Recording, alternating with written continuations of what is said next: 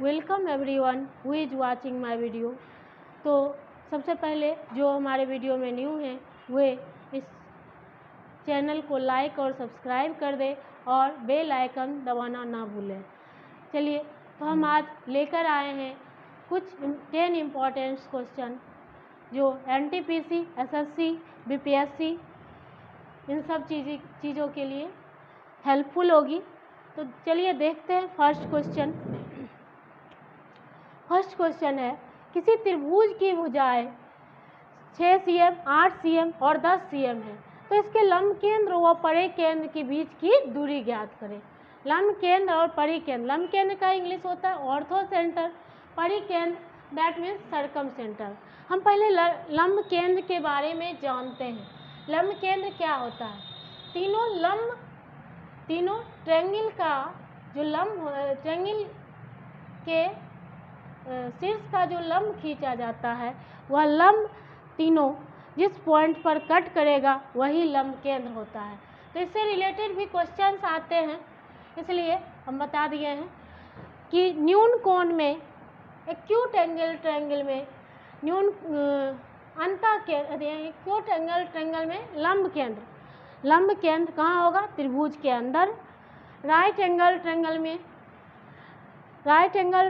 में लंब केंद्र कहाँ होता है? समकोण बनाने वाले शीर्ष पर। ठीक है, समकोण बनाने वाले शीर्ष पर। और अधिक कोण में लंब केंद्र कहाँ होता है? अधिक कोण जो एंगल बनता है उसके जस्ट पीछे, त्रिभुज से बाहर। तो इससे रिलेटेड क्वेश्चन आता है, आपको क्वेश्चन पूछेगा कि न्यून कोण में लंब केंद्र कहाँ होता है? तो त्रिभुज के अंदर। समकोण में लंब केंद्र कहाँ बनता है? तो क्या हो जाएगा? समकोण बनाने वाले शीर्ष पर, और अधिक कोण में त्रिभुज के बाहर बनता है। ठीक है, अब हम परिकेंद्र के बारे में जानते हैं। परिकेंद्र दैट मीन्स सरकम सेंटर। ये क्या होता है? सभी भुजाओं के लंब समद्विभाजक। भुजा को आधा भाग में बांटेगा भी और उस पर 9 लंब भी बनेगा। लंब समद्विभाजक जिस पर कट करेगा, ठीक है, तीनों भुजाओं के लंब समद्विभाजक जिस बिंदु पर एक दूसरे को कट करेगा वही क्या कहलाएगा? परिकेंद्र। तो एक्यूट एंगल ट्रायंगल में परिकेंद्र कहाँ बनता है? त्रिभुज के अंदर। राइट एंगल ट्रायंगल में परिकेंद्र कहाँ बनता है?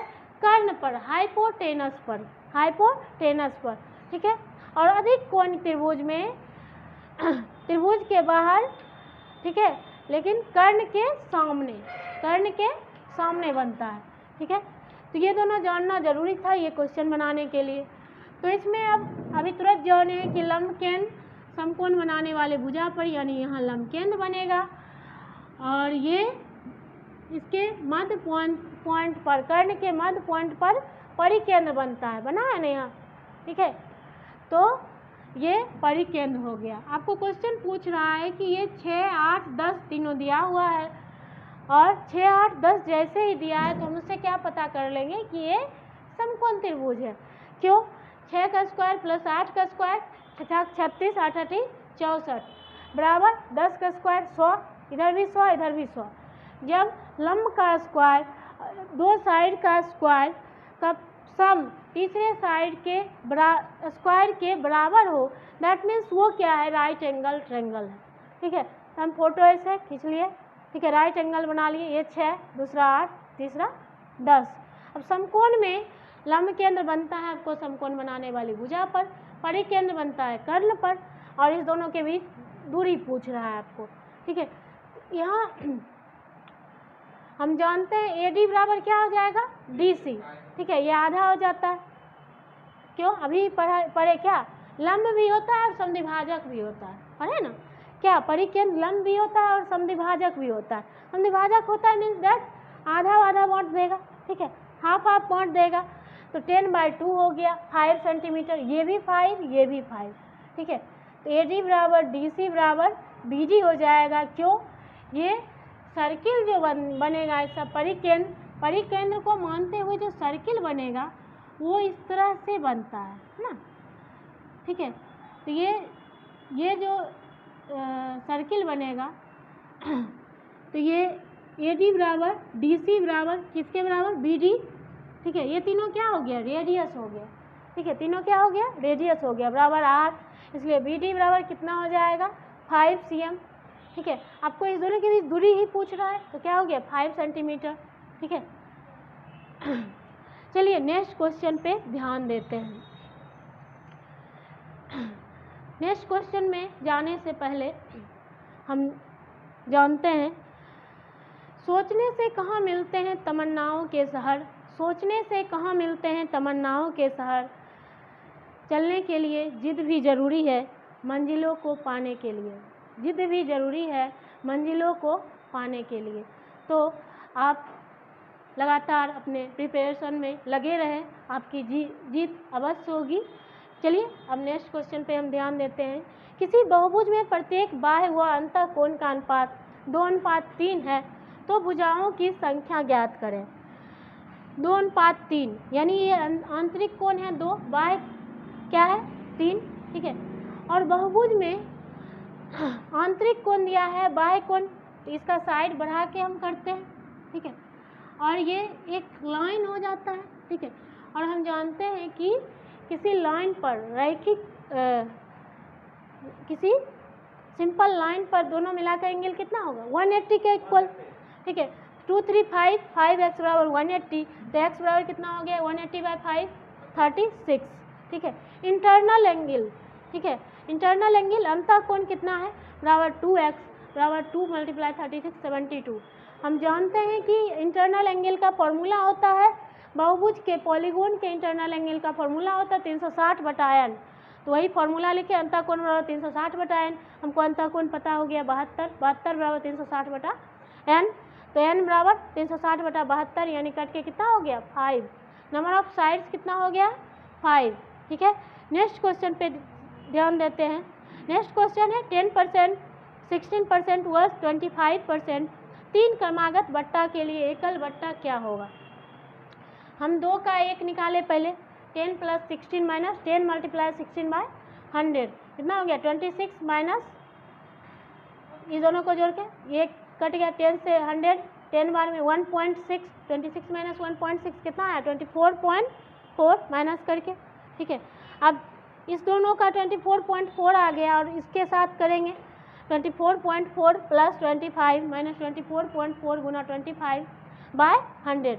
इसको सॉल्व करते हैं 25 4 जा 100, 4 से ये कट गया 6.1 बार में 24 + 25 49.4 माइनस 6.1 43.3%। ठीक है, चलिए नेक्स्ट क्वेश्चन पे ध्यान देते हैं। चलिए क्वेश्चन नंबर 4, क्वेश्चन नंबर 4 में है 2 नल ए तथा बी एक टंकी को क्रमशः 15 और 20 घंटा में भरता है। ठीक है, 15 तथा 20 घंटा में भरता है।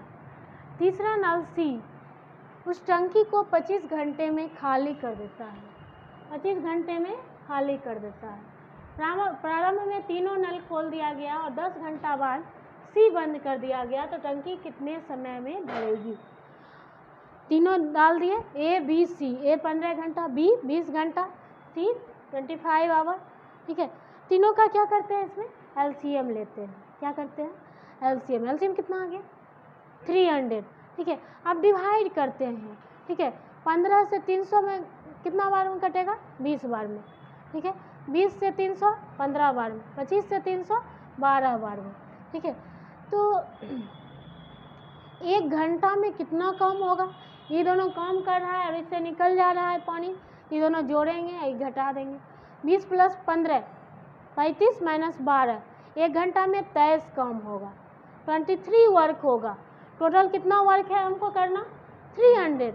1 घंटा में 23 वर्क हुआ, 10 घंटा काम किया 23 × 10 230 काम खत्म।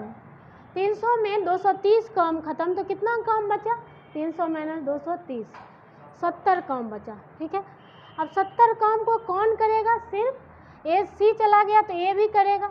इस दोनों को क्या करना, दोनों भर ही रहा है तो जोड़ देंगे 70/20 + 15 35 यानी 2 घंटा लगेगा। 10 घंटा पहले से लग चुका है, 2 घंटा लगा और कितना हो गया 12 घंटा। कितना हो गया 12 घंटा। Total time = 12 hour. ठीक है, नेक्स्ट क्वेश्चन नंबर 5 पे ध्यान देते हैं।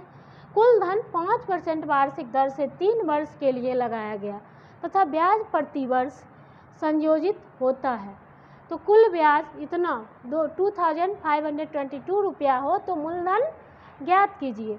ठीक है, अब हम 2 वर्ष चक्रवृद्धि ब्याज में फॉर्मूला होता है 2 वर्ष का और 3 वर्ष का।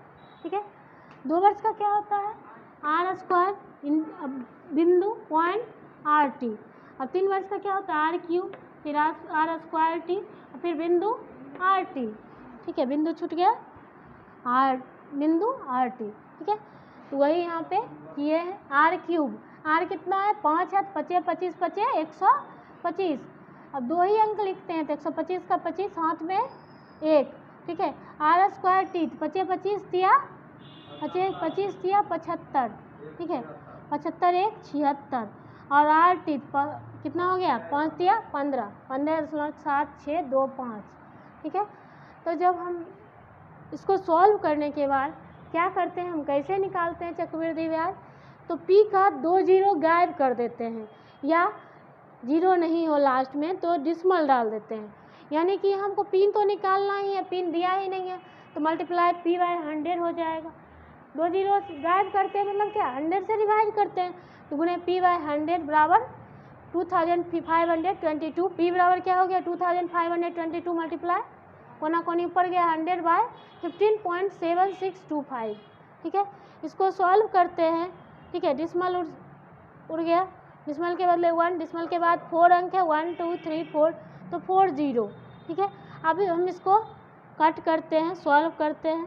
ठीक है, पहले इसको 5 से किए हैं 5 2000 बार में, फिर 5 से किए 31,525, फिर 5 से किए 400, फिर 5 से 6,305, फिर इसको 5 से किए हैं 1261 अब 5 से इसको कर दिए 20। ठीक है, 1261 जिससे 2522 2 बार में कटा, बच क्या गया 2 मल्टीप्लाई 20 मल्टीप्लाई 400 कितना हो गया 2 4 जा 8 8 2 जा 16,000 रुपी। क्या हो गया 16,000 रुपी हो गया मूलधन। ठीक है, क्वेश्चन 6 पर ध्यान देते हैं। क्वेश्चन 6 है 58 वस्तु का क्रय मूल्य 58 वस्तु का सीपी 50 वस्तु के विक्रय मूल्य के बराबर है तो परसेंटेज लाभ या हानि ज्ञात करें। जैसे 5 वस्तु 5 गो नींबू खरीदे। ठीक है, 5 नींबू खरीदे जितना रुपया में, 10 नींबू उतना रुपया में बेच दिए तो क्या हुआ लाभ या हानि, लाभ होगा। 10 नींबू उतना रुपया में बेच दिए तो क्या होगा। यहाँ पे इस क्वेश्चन में ट्रिक क्या होता है कि सीपी एसपी के बराबर हो जाता है, वस्तु वाला में उल्टा हो जाता है। ठीक है, तो 58 यहाँ पे क्या हो गया एसपी हो गया, विक्रय मूल्य हो गया, 50 क्या हो गया सीपी हो गया। फॉर्मूला क्या होता है लाभ परसेंट या हानि परसेंट का, लाभ गुने 100 बटे क्रय मूल्य। ठीक है, तो लाभ कितना का हो रहा है 8 गो वस्तु का लाभ हो रहा है 58 माइनस 50 बटा नीचे हम सीपी 50। ठीक है, उल्टा हो जाता है वस्तु वाला में उल्टा हो जाता है तो ये सीपी हो जाएगा बटा 50 गुना 100, 8 बटा 50 गुना 100, 50 दूनी 100 8 दूनी 16% लाभ। ठीक है, क्वेश्चन नंबर 7 पे ध्यान देते हैं। एक व्यापारी ने 50 केजी चावल खरीदा, उसने कुछ चावल 8% लाभ पर और कुछ 18% लाभ पर बेच दिया। यदि पूरे सौदे में 14% का लाभ हुआ तो उसने 18% के लाभ पर कितना चावल बेचा। 8% दूसरा तरफ 18%, बीच में कितना है 14%। ठीक है, मतलब टोटलिंग जो होता है वो बीच में लिखते हैं। ठीक है, एलिगेशन पे ये बनेगा। अब माइनस करते हैं 14 माइनस 8 कितना हो गया 6, इधर माइनस करके लिखते हैं 18 माइनस 14 4, कटेगा भी रेशियो होगा 4:6, 2 दूनी 4 2 तिया 6 2:3। रेशियो में जोड़ के कितना हो रहा है 5, संख्या में कितना है 50, अनुपात 5 बराबर 50, अनुपात 1 बराबर 50 बटा 5 10। ठीक है, 18% लाभ पर यानी इधर वाला रेशियो। ठीक है, 8% लाभ वाला बोलता तो इधर वाला रेशियो। ठीक है, 18% लाभ पर कुल कितना चावल बेचा था, अनुपात 3 कहाँ है कितना है यहाँ अनुपात 3 बराबर 10 तिया 30, 10 तिया 30 केजी। 8 नंबर क्वेश्चन पर ध्यान देते हैं। 8 नंबर क्वेश्चन है, एक सिक्का के उछाल में टेल आने की प्रायिकता क्या है? टेल, सिक्का जब उछालते हैं तो एक तरफ हेड होता है, एक तरफ टेल होता है, ठीक है। जिधर लिखा होता है 1 2, उधर क्या हुआ? हेड, पीछे का भाग टेल, ठीक है। तो यदि एक बार उछालेंगे तो या तो हेड आएगा या तो टेल आएगा, दो आ सकता है, ठीक है। टोटल टर्म क्या हो सकता है? 2 हो सकता है, और हमको सिर्फ टेल का पूछ रहा है, तो ई बराबर क्या हो गया? जिसका पूछता है वो ई लिखाता है, ठीक है। ई बराबर क्या हो गया? टेल, एक बार टेल आएगा, और एस टोटल हो गया, या तो हेड या तो टेल, तो पी ई बराबर क्या हो जाएगा? पी ई मतलब जिसका प्रायिकता पूछता है, probability of E, probability of E यानी probability of tail equal to tail का ऊपर में लिखेंगे, नीचे में total, N E by N S. N E कितना बार आया? 1 बार, और नीचे में टोटल 2, 1/2, ठीक है। क्वेश्चन नंबर 9 पे ध्यान देते हैं। क्वेश्चन नंबर 9 है, यदि 5 व्यक्ति किसी काम को 10 दिनों में करते हैं तो 2 व्यक्ति उस काम को कितने दिनों में करेंगे? ये MDH फॉर्मूला पे ही बनाइए, क्योंकि ये इसमें हो सकता है कभी कभी क्या जोड़ देता है? टाइम भी, जो आवर भी जोड़ देता, ठीक है, या कितना वर्क हुआ वो भी जोड़ देता है। तो इस तीनों के अलावा यदि वर्क आता है तो वो नीचे चला जाता है, ठीक है। MDH फॉर्मूला में यदि वर्क आता है तो बाय W1 इधर W2 बाय W2, ठीक है। लेकिन यहाँ वर्क नहीं है, कम ही है। 5 व्यक्ति, इधर कितना हो गया? 5 व्यक्ति, M1 के जगह 5, 10 दिनों में करते हैं। D1 10 दिया है, ठीक है। M2 कितना दिया है? 2, और D2 कितना दिया है? सॉरी, M2 दिया है 10, नहीं 2, और D2 नहीं दिया है, D2 निकालना है, तो 2 × D2, ठीक है। D2 बराबर क्या हो गया? 5 × 10/2, 2 बचे 10, यानी 25 दिन में ख़त्म कर देगा 2 व्यक्ति मिलके, ठीक है। क्वेश्चन नंबर 10 पे ध्यान देते हैं। क्वेश्चन नंबर 10 है, 100 और 199 के बीच पूर्ण वर्ग संख्या कितनी होगी? कितनी होगी? तो 100 यानी कि 10 का स्क्वायर, 10 के स्क्वायर के बाद हम देखते हैं 11 का स्क्वायर 121, 12 का स्क्वायर 144, 13 का स्क्वायर 169, 14 का स्क्वायर 196, 15 का स्क्वायर 225, इससे ज़्यादा हो गया तो इतना ही होगा। कितना हो जाएगा? नंबर ऑफ टोटल नंबर कितना हो जाएगा इसके बीच पूर्ण संख्या? 4। कितना हो जाएगा? टोटल नंबर 4 पूर्ण संख्या का, ठीक है। तो लोगों की निंदा से कभी परेशान मत होइए, लोगों की निंदा से परेशान ना होइए, और परेशान होकर रास्ता ना बदलें, क्योंकि सफलता शर्म से नहीं साहस से मिलती है। तो आप लोग लगे रहें, किसी और अन्य के बात पर अपने लक्ष्य को ना छोड़ें, अपने लक्ष्य पे लगातार लगे रहें, और एक दिन आपको सफलता ज़रूर मिलेगी और जल्द मिलेगी। तो फिर से मिलते हैं कल न्यू वीडियो में।